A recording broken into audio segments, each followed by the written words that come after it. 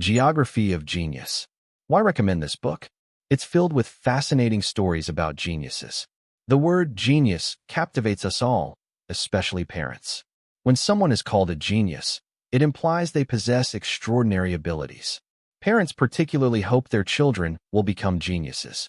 But how are geniuses created? Which places tend to produce them?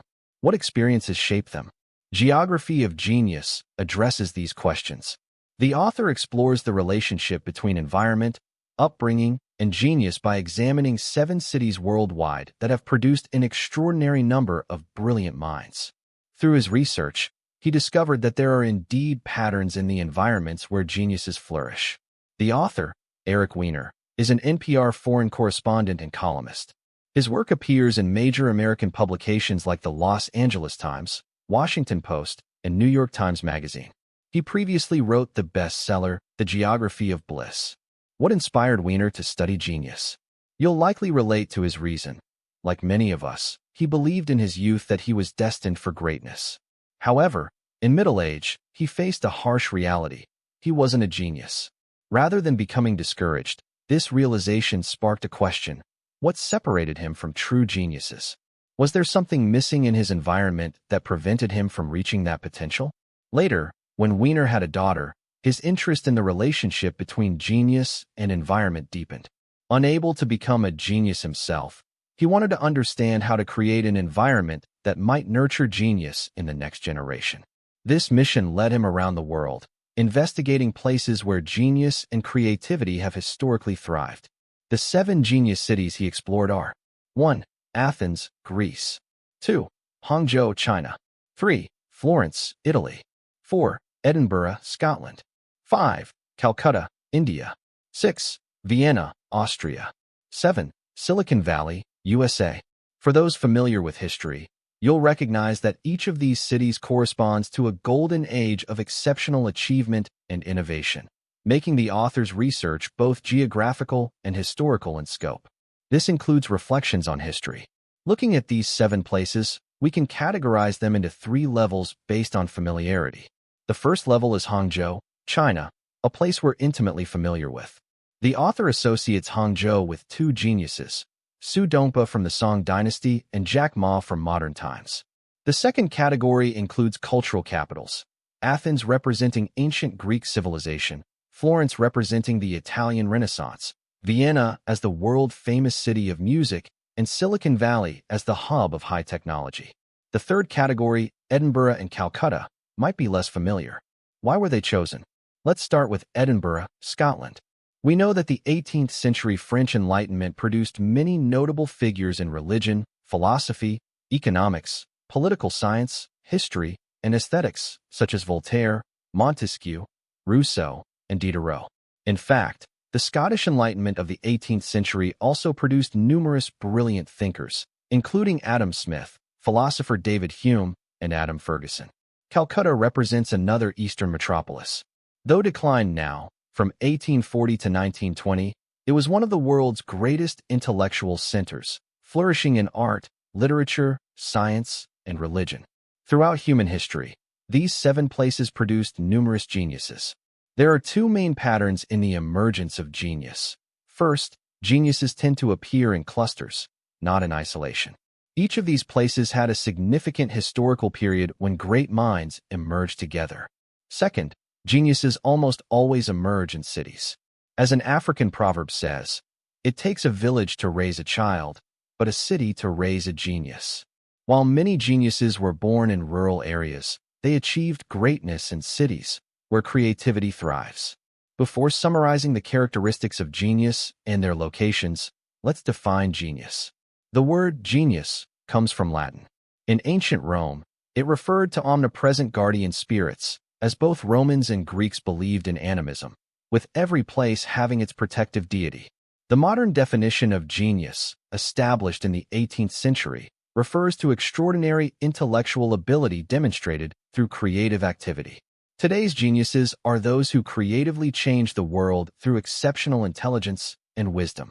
In everyday life, we sometimes use genius to describe highly intelligent people, like mathematical or athletic prodigies. But this definition is narrow. Many highly intelligent people achieve little in life and wouldn't qualify as geniuses, while others with average IQs achieve greatness. These are the true geniuses we're discussing. Is genius innate or cultivated? Which factor weighs more heavily? At this point, we should mention the book, The Geography of Genius. The conclusions and patterns summarized here are merely the author's personal observations and opinions, offered for your reference. The study of genius isn't the author's original concept. In the 19th century, British scientist Francis Galton, Charles Darwin's cousin and a polymath himself, researched this subject. He introduced the concepts of nature versus nurture and wrote Hereditary Genius. This book conducted extensive research on families of outstanding inventors, leaders, and athletes, concluding that genius is inherited through genes, in other words, innate. Contrasting this view is the now more widely accepted belief that genius is developed through nurture. For instance, dedicating 10,000 hours or over 10 years of intensive practice can lead to mastery in a field and potentially result in genius. The author argues that genius isn't determined by genetics, as golden ages rise and fall much faster than genetic pools change. For example, both Athens in 450 BC and Florence in 1500 AD produced numerous talents and innovations. If genes were the determining factor, how could we explain these clusters of genius? Furthermore, if innovation were an innate personal trait, shouldn't psychologists have identified an innovative personality type? Consider the Enneagram's 9 personality types: perfectionist, helper, achiever, individualist, investigator, loyalist, enthusiast, challenger, and peacemaker. You might have taken such personality tests during job applications, but notice there's no genius or innovator type. Historical geniuses have displayed diverse personalities. Take Italian artists. Michelangelo was moody, introverted, and temperamental, while Titian was cheerful and outgoing. Clearly, there's no single genius personality. So what are the key factors determining genius? Is it climate, wealth, personal energy, or luck? The author identifies 6 distinctive characteristics of genius. First, genius is local, developing through frequent interactions within their environment. Second, places that produce genius are never comfortable paradises, but rather imperfect environments rich with opportunities. Third, poverty and personal loss can become sources of inspiration for creative genius. Fourth, genius requires the ability to draw inspiration from nature, stemming from a sense of reverence for the natural world. Fifth, genius results from long-term practice and prolific output. Moderate optimism is one of the essential qualities of genius. Geniuses are rooted in their local environments, nurtured through frequent moments of inspiration. The author writes, Freud savoring his favorite sponge cake at Café Tiemann in Vienna, Einstein gazing out the window at the Swiss patent office in Bern, and Leonardo da Vinci wiping sweat from his brow in his hot, dusty Florence studio. These brilliant minds who changed the world experienced countless routine moments in their respective corners of the world. In other words, genius isn't developed overnight. Great achievements are the culmination of countless regular moments merged together. But what distinguishes these routine moments from those of ordinary people? Some might ask, why did only Freud achieve greatness while eating cake at Café Tiemann in Vienna? Why could Einstein develop the theory of relativity in Switzerland? The answer lies in their thoughts during these moments. Consider what ordinary people think about while eating cake, compared to Freud's contemplations or Einstein's musings. What you choose to think about determines the magnitude of your life's achievements. Secondly, places that produce geniuses are never comfortable paradises. These locations invariably have their flaws, but are also rich with opportunities. People sometimes mistakenly believe that genius emerges from idyllic places, like paradise. In reality, comfortable havens don't nurture genius. Genius thrives in places that demand bold innovation and improvement. Take Athens, for example. It was the various challenges that fostered Athenian growth. In other words, innovation is a response to environmental demands. Greek painting developed largely due to the complex local lighting conditions, with techniques like perspective first developed by Apollodorus. Greek architecture evolved in response to challenging terrain, while Greek philosophy emerged from political turbulence. Environmental obstacles force innovation, and genius is born from this process. Historic centers of genius were always imperfect. Athens, for instance, constantly cycled through preparation for war, warfare, and post-war recovery. Militarily, Athens was inferior to Sparta, Florence to Milan. Financially, Florence couldn't match Venice. These limitations drove them to strive for excellence. Edinburgh similarly strove to prove itself equal to London and Paris. Calcutta and India sought to match the Western colonial powers. This drive to surpass others is a common characteristic of places that produce genius. Thirdly, the trauma of poverty and loss often becomes a wellspring of creativity for artistic geniuses. Throughout history, many geniuses lost a parent in their early years. Psychologist Eisenstadt studied over 700 historical figures and found that 35% lost a parent before age 15 and 40% before age 20. This group includes Bach, Darwin, Michelangelo, Dostoevsky, Mark Twain, and Virginia Woolf. They not only recovered from their loss, but transformed their pain into creative energy. Churchill, who also lost his father early, said, "A solitary tree can grow into a mighty one." A boy who loses his father's love, if he successfully navigates adolescence, can develop independent and resilient thinking and later compensate for what he lost in his early years. However, such major life setbacks affect different people differently. Research shows some trauma victims may tend toward crime or suicide. The key lies in how one responds to such experiences.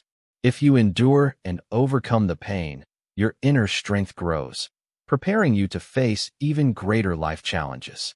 When you view life's challenges as less severe and less frightening, your life will be different. However, if you blame fate for being cruel, become discouraged, or even seek revenge against society, the outcome will be entirely different. Moderate hardship can benefit the growth of genius. Throughout history, most geniuses came from middle or upper middle class backgrounds, where they had enough money to pursue their dreams, but not enough to become complacent. Adversity can enhance creativity. People aren't most creative under perfect conditions. Instead, challenging circumstances often spark greater power. Take Michelangelo's masterpiece, David, carved from a marble block other artists had discarded.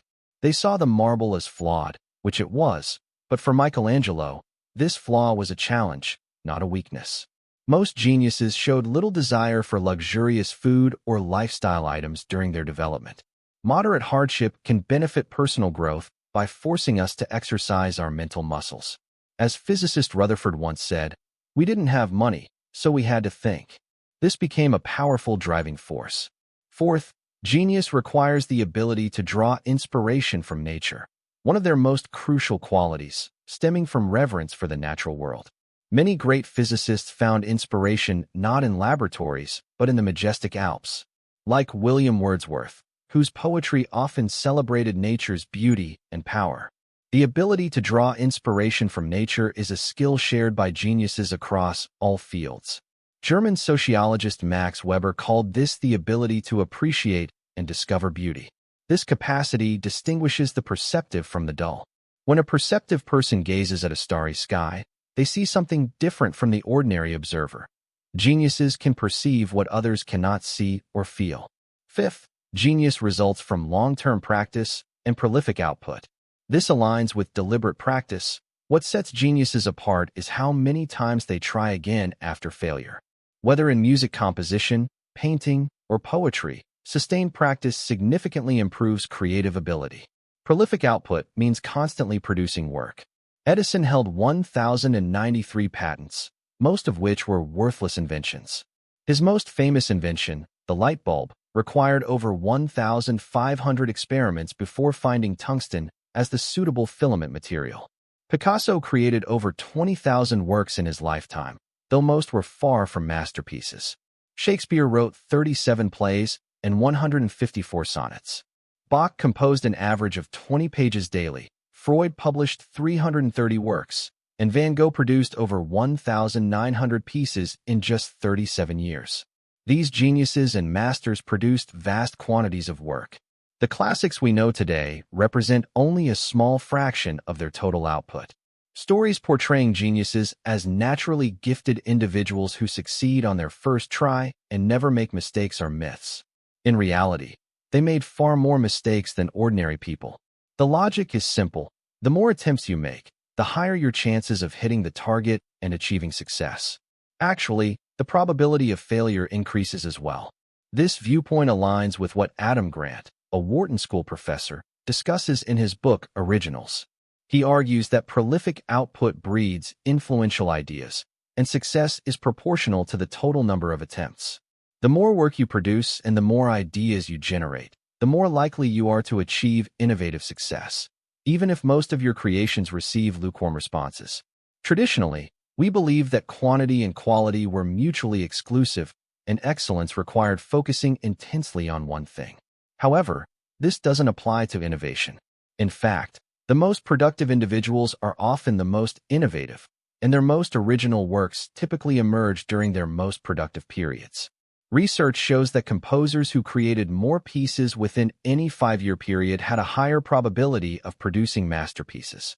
The sixth point is that moderate optimism is a crucial characteristic of genius.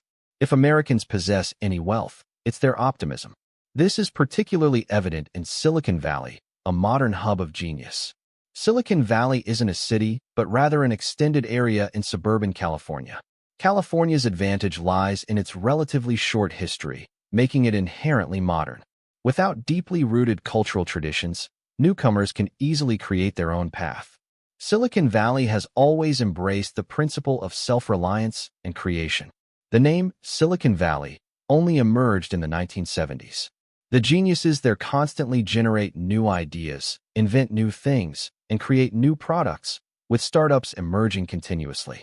Companies die every day, but new ones appear just as quickly, creating the Silicon Valley legend. Compared to historical geniuses, Silicon Valley's young talents are more accepting of failure. When they go bankrupt or lose their jobs, they quickly find new opportunities, often better ones, as they would say. That's their optimism at work. The secret to Silicon Valley's success isn't about being the best, but about being first and fast, the first mover advantage. They prefer launching an imperfect product today rather than waiting for perfection tomorrow. As Steve Jobs once said, when the light bulb was invented, nobody complained it was too dim. Being first was what mattered.